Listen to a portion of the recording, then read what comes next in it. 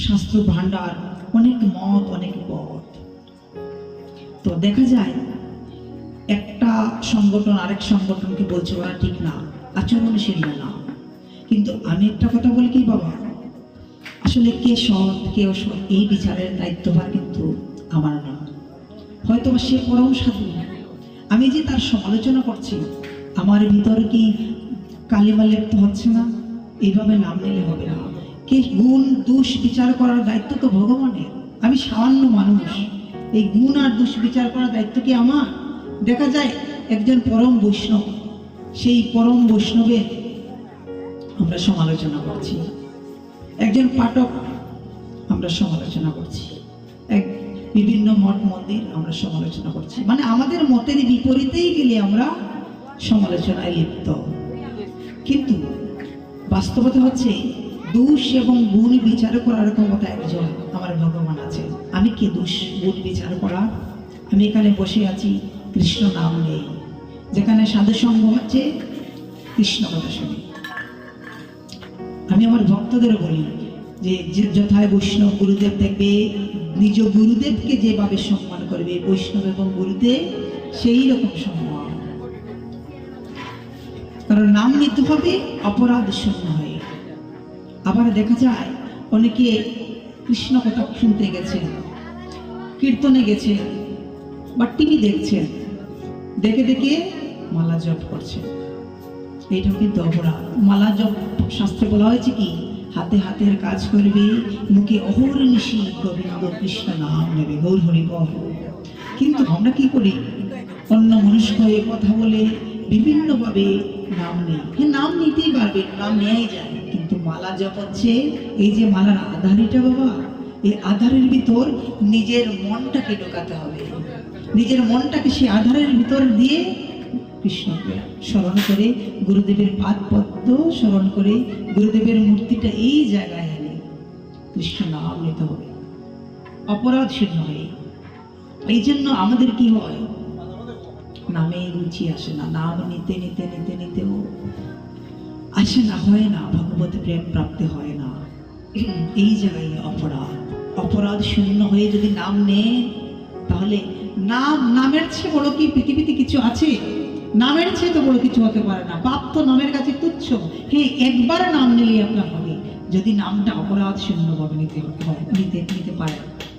তো আমি কি একবার অপরাধ শূন্য নাম নিয়ে আর কি নিব না? হ্যাঁ, নাম নিতে হবে। কেন নিতে হবে? কারণ শ্রীমদ ভগবদ গীতায় বলেছেন ভগবান, অন্তকালে চ মাময়েব স্মরণ মুক্তা কলে বরং জপ্রয়াতি সমদ্ভাব জাতি নাস্তি অতি সংশয়। যে মৃত্যুকালে আমার ভাব শরণাপন্ন হয়ে মৃত্যুবরণ করবে, সে অবশ্যই অবশ্যই আমাকে প্রাপ্ত হবে। তো সবসময় নাম নেওয়ার এটাই কারণ, বারবার নাম নেবেন, নাম নিতে নিতে নিতে নিতে নিতে নিতে নিতে যখন কখন কৃষ্ণ নামে আমার প্রেম ভক্তি লাভ হবে, গৌর হরি বল আমরা কেউ জানি না। তাই বারবার নাম নিতে হবে, সাধু সঙ্গ করতে হবে, কৃষ্ণ কথা শুনতে হবে, এবং কারো সমালোচনা করা যাবে না। খারাপ ভালো সব দেখার দায়িত্ব আমার ভগবানের। দেখা যায় কেউ কেউ আচরণশীল না, ভোজনশীল না, কিন্তু বৈষ্ণবের বেশ ধরে আছে, আপনি ছেড়ে দেন না। সে এই যে বেশ ধরে আছে, এই বেশেই তো ওকে এই পথে আনতে হবে। গৌরী বলে একটু দৃষ্টান্ত দেই। একবার কি হয়েছে, একজন ভক্ত একটা গহীন অরণ্যে একটা আশ্রম করে আছেন, সাধন ভোজন করে, আর যা পান ফলমূল আহার করেন, ভিক্ষাবৃত্তি করে যা পান তাই আহার করেন, করে এরকম সাধন ভোজন করছে। তো সেই জঙ্গলে ছিল 11 জন দস্যু, ওরা দস্যুবৃত্তি করে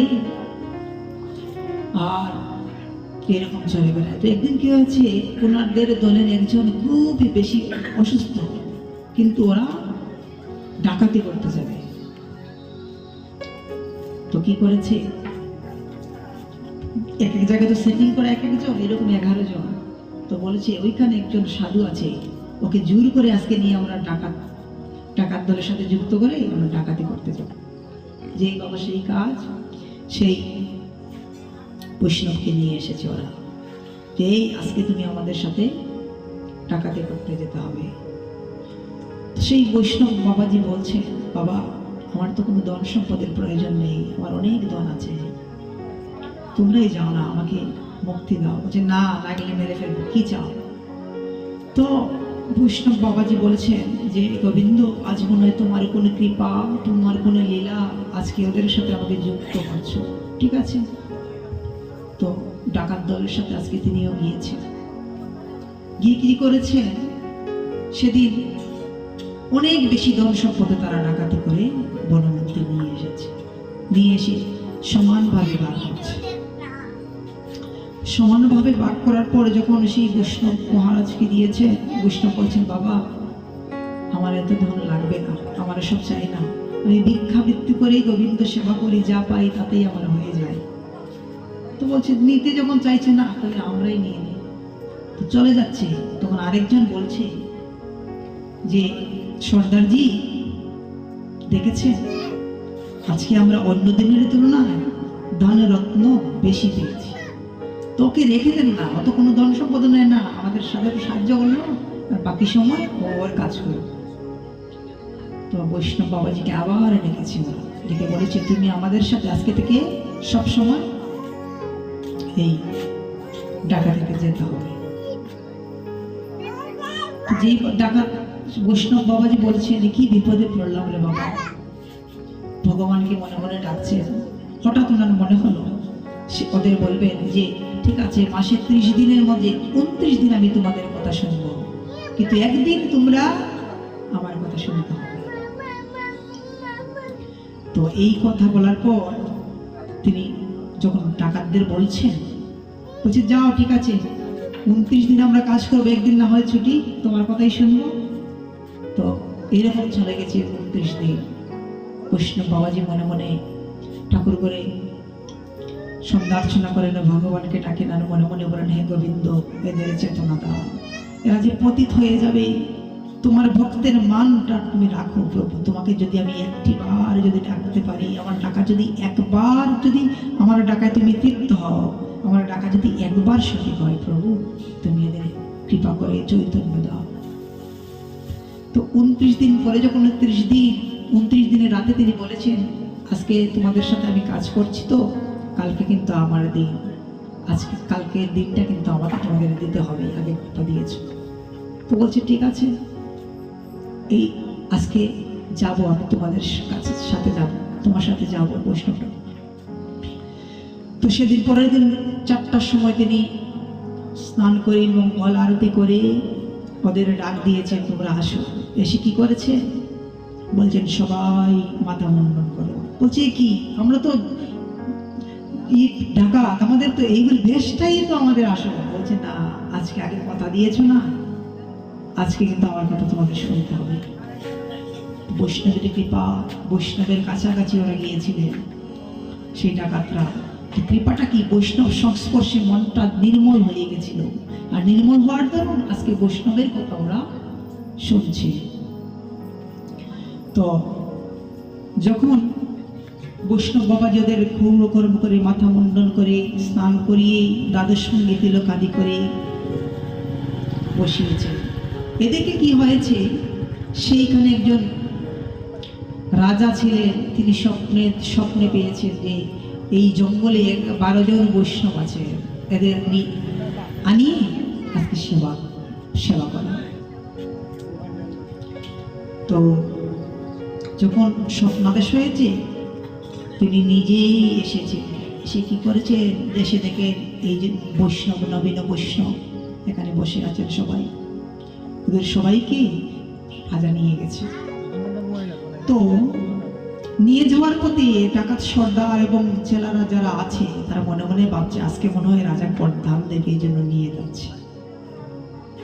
আর এদিকে বৈষ্ণব ঠাকুর মনে মনে ভাবছেন, হে প্রভু, তোমার লীলা বড় বুঝে দেয়, তুমিই জানো আজকে কি হতে চলেছে।